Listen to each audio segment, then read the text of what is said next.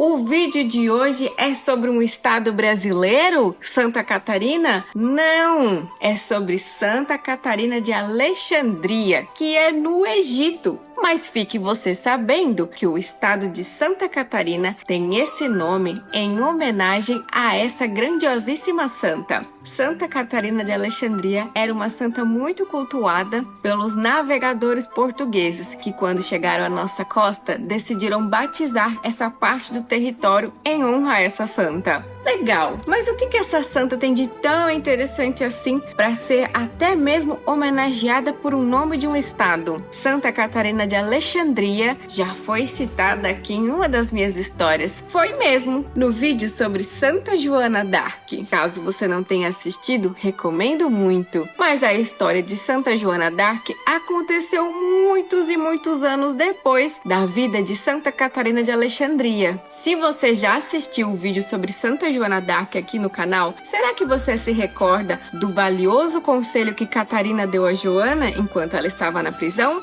Ela disse o seguinte: não temas o martírio, Joana. Aceita tudo de bom grado, pois logo estarás no paraíso. E através da narração da vida de Catarina, você compreenderá o valor desse precioso conselho. Mas sem muita enrolação, porque a história de hoje está recheada de emoção. Inscreva-se no canal e ative os sininhos da notificação, pois logo após a vinheta vai começar mais uma contação.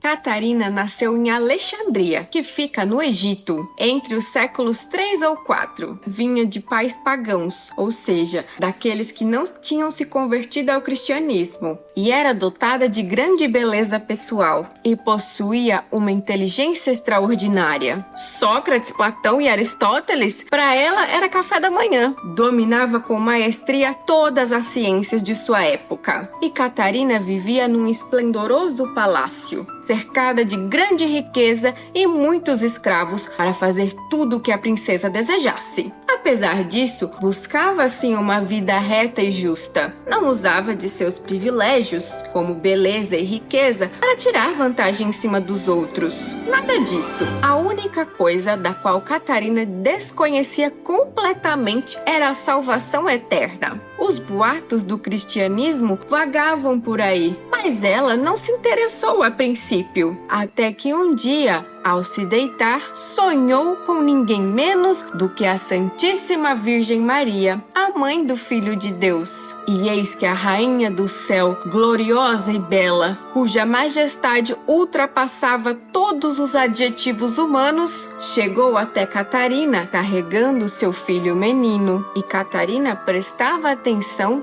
naquela admirável beleza. E ao se aproximar da criança, o menino lhe virou a cara. Mas o que eu fiz para você? E o menino Jesus lhe disse: tu és feia, muito feia. Gasta seu tempo só com conhecimento do mundo e não procura saber de mim. És feia porque não é batizada.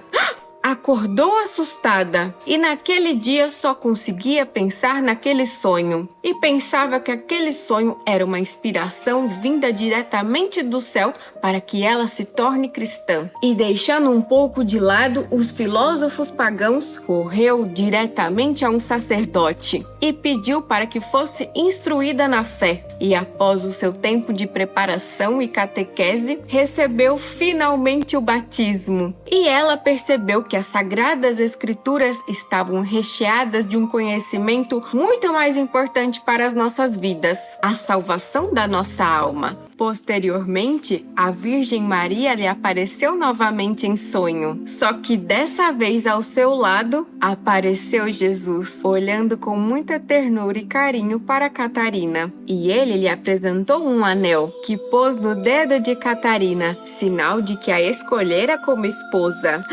E ao acordar, o anel continuava em seu dedo. Não fora pura invenção. E sem demora, decidiu consagrar a sua virgindade ao Senhor e tornar-se uma cristã mais zelosa. E na época de Catarina, o imperador romano no poder era Maximino. E certa vez invocou que todos os habitantes, ricos e pobres, fossem até o templo de Alexandria para imolar sacrifícios aos deuses. acender incenso e dar ofertas aos deuses pagãos. E mandou punir os cristãos que se recusassem a fazer. Que absurdo! Informada daquela atitude do imperador, rogou ao Senhor proteção, fazendo o sinal da cruz. Com grande dor no coração, adentrou no templo aonde ofereciam os sacrifícios e corajosamente avançou diante do imperador, lhe dizendo: a dignidade que estás revestido como imperador e a razão também exigem de mim que eu lhe diga que você reconheça o verdadeiro Criador do céu e da terra e renuncie o culto aos deuses. E em pé diante de todos, ela debateu com o imperador uma infinidade de assuntos com argumentos alegóricos, metafóricos, dialéticos, místicos e filosóficos, deixando o imperador completamente confuso. Tentei lhe explicar tudo de um modo sábio, mas agora me diga, por que reuniu inutilmente toda essa multidão aqui a fim de adorar ídolos idiotas? Ora, mulher, deixe de falar, deixe que eu termine meu sacrifício e depois lhe falaremos. O imperador então ordenou que levassem Catarina imediatamente de volta ao seu palácio, para que não incomodasse.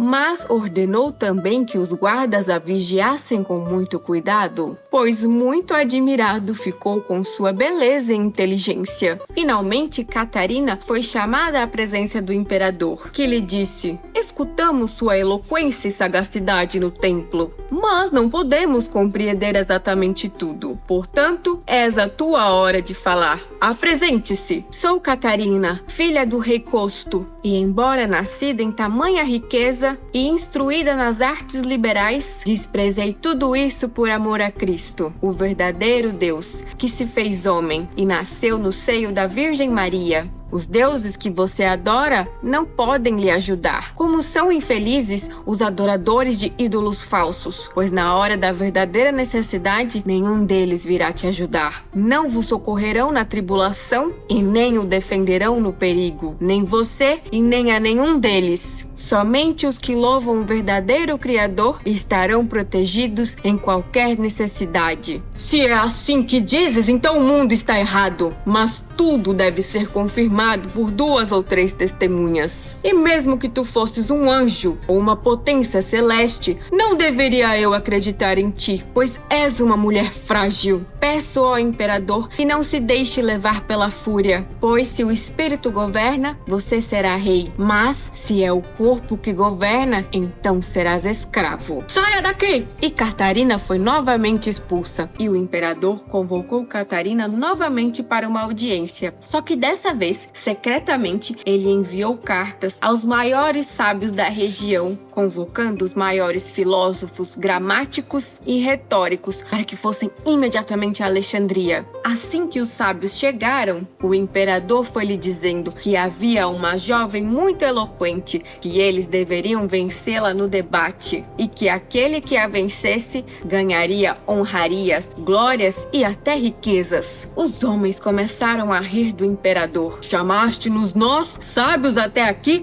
para debater com uma menininha? Por favor, nosso tempo é valioso. Deveria então ter chamado nossos discípulos. Vocês ainda não a conhecem. Ela refuta todos os sábios, dizendo que nossos ídolos são demônios. Mas se a vencerem, provando de que esse tal de cristianismo é pura balela, voltarão para casa com muitas honras. Assim, o imperador e os 50 maiores sábios da região estavam de prontidão. Catarina, sabendo da luta que estava reservada a ela, se encomendou ao Senhor com o sinal da cruz, pedindo para que ela se mantivesse firme e que o Espírito Santo viesse até ela e a ajudasse em suas respostas, para que ela, agindo sobre a ação do Espírito, convertesse também aqueles homens, especialmente o duro imperador. Assim que chegou ao imperador, lhe disse: você acha justo que eu tenhas de enfrentar 50 sábios, enquanto a eles foram prometidos riquezas e honrarias se me vencerem, e eu nada tenho? Mas não me importo, na verdade,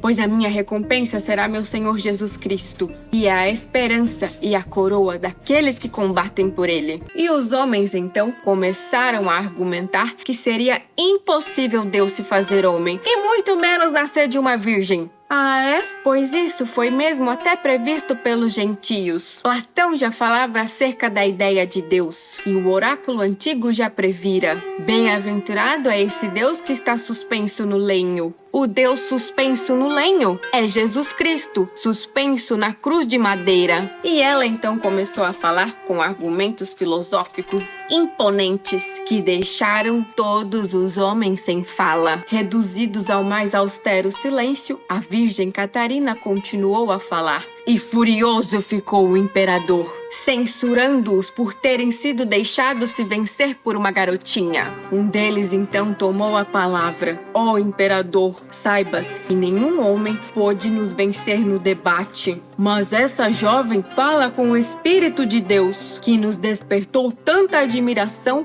que nem temos o que dizer sobre isso. Reconhecemos diante de ti e de todos que não temos argumentos para defender os nossos deuses. E estamos dispostos a nos converter todos a Cristo. Isso mesmo, as palavras de Catarina converteram os 50 sábios. O imperador mandou que todos os sábios fossem queimados na cidade. Catarina foi-lhes visitar na prisão, encorajando-os para aceitar com fé e esperança na salvação em Cristo Jesus. Os homens se lamentavam por morrerem sem o batismo, mas Catarina os tranquilizou, dizendo que o sangue derramado seria o seu batismo e eles seriam recebidos na glória de Deus. Antes de serem queimados, também fizeram o sinal da cruz. Lançados às chamas, entregaram as almas ao Senhor. Nem seus cabelos, nem suas vestes foram atingidos pelo fogo, e foram todos sepultados pelos cristãos. Sem muitos recursos e sem grandes argumentos para dissuadir a fé da garota, o imperador tentou uma nova estratégia. Sabe, minha cara, poupe sua juventude e beleza. Posso te fazer minha segunda rainha e governarás junto de mim. Farei para ti uma gloriosa estátua no centro da cidade e serás honrada como uma verdadeira deusa. Pode ser a deusa da beleza e da sabedoria. O que achas?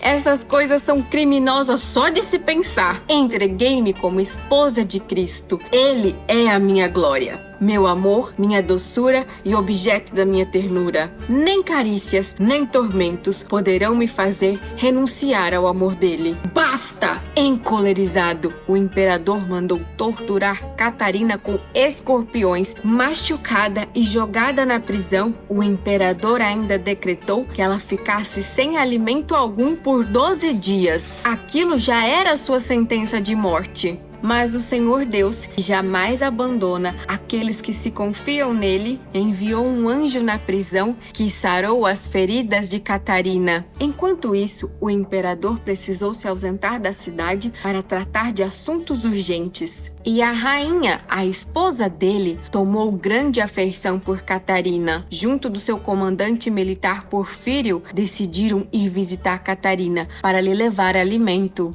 Mas os anjos do Senhor também se encarregaram de trazer o alimento a Catarina. E qual não foi a surpresa da rainha e de Porfírio ao encontrarem Catarina completamente curada? Mas não apenas isso, Catarina resplandecia uma verdadeira luz celestial e uma alegria inabalável em seu coração. E ali mesmo da prisão começou a falar das alegrias inefáveis que estão reservados no céu a todos aqueles que crerem em nosso Senhor.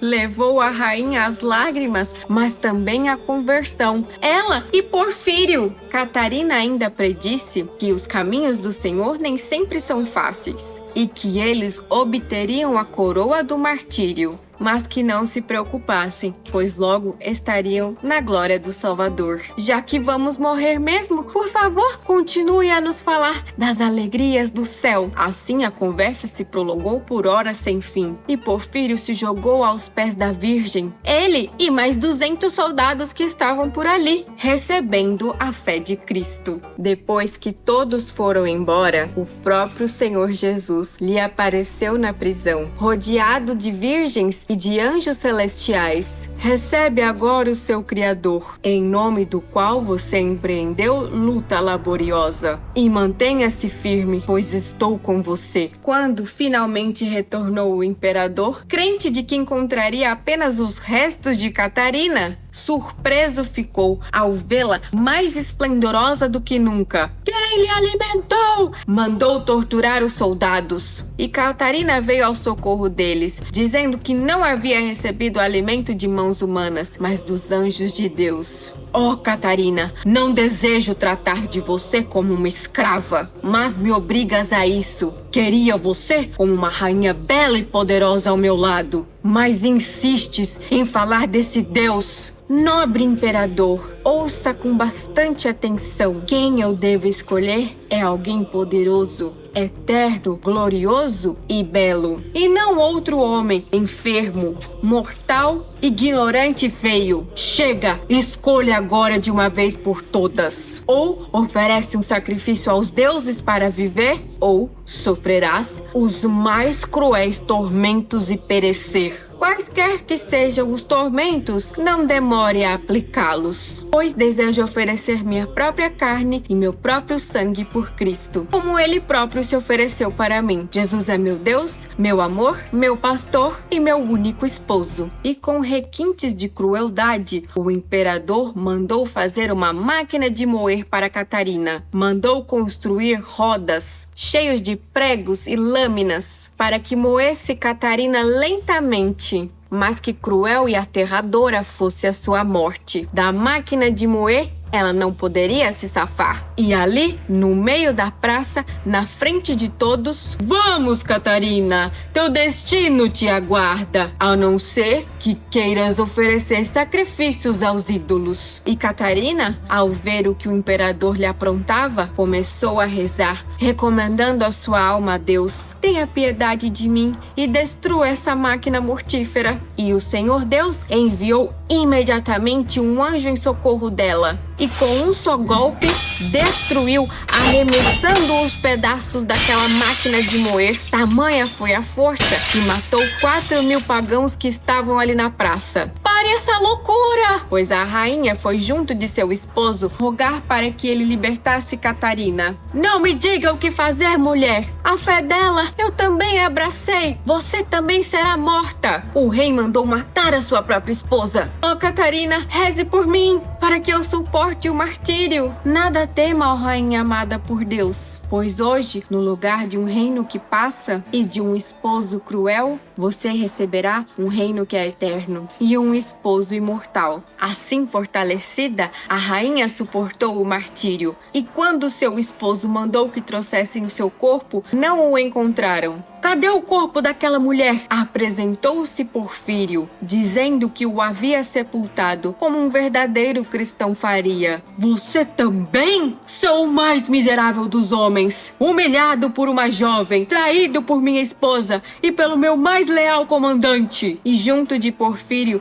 os 200 soldados que abraçaram a fé também se pronunciaram ao imperador Maximino, e ele mandou matar a todos. Mais uma vez tentou Catarina. Veja, agora não tenho mais esposa. Você será a preferida, a principal. Venha para o meu palácio essa noite, pois hoje ou você oferecerá sacrifício ou terá sua cabeça cortada. Pois faça tudo o que o seu espírito conceber e me verá disposta a tudo sofrer. Foi então dada a sentença. Catarina ia ser decapitada. Quando chegou ao local do suplício, apenas ergueu os olhos e orou: ó Jesus, meu bom rei, esperança e salvação dos crentes, honra e glória das virgens, eu vos imploro que qualquer um que, em memória do meu martírio, me invoque em sua hora final ou em qualquer outra necessidade, obtenha a sua ajuda e o que ele pede. Peço também que perdoem todos os meus algozes.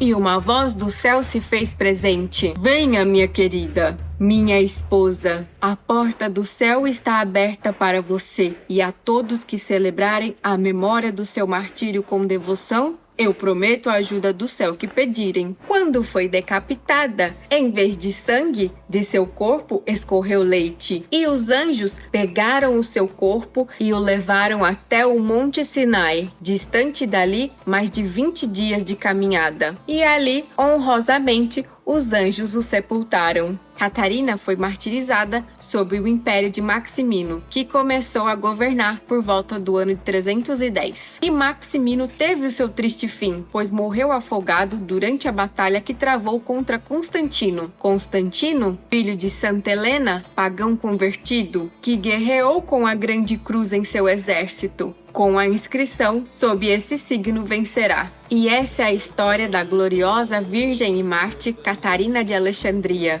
Admirável sobre 5 aspectos: pela sua sabedoria, pela sua eloquência, pela sua firmeza, pela sua castidade e pelos seus privilégios dados diretamente do céu. O martírio de Santa Catarina não é algo para se entristecer, mas sim para glorificar, pois Deus deu a ela a força, a inteligência e a coragem, pois apesar de ser considerada o sexo frágil, aguentou situações que muitos homens não aguentariam. Se manteve firme, fiel e de pé diante da cruz, assim como a Virgem Maria ao ver o suplício de seu filho. E Santa Catarina mostra como ela conservou todas as suas virtudes, apesar de todas as condições para não fazê-lo. Sua história está descrita na Legenda Áurea. Que invoquemos com confiança Santa Catarina para nos ajudar a vencer todas as batalhas do dia a dia. E ela também é padroeira dos estudantes e dos filósofos. Espero que tenhas gostado da história dessa corajosa santa. E agora você entende o conselho dela a Santa Joana d'Arc.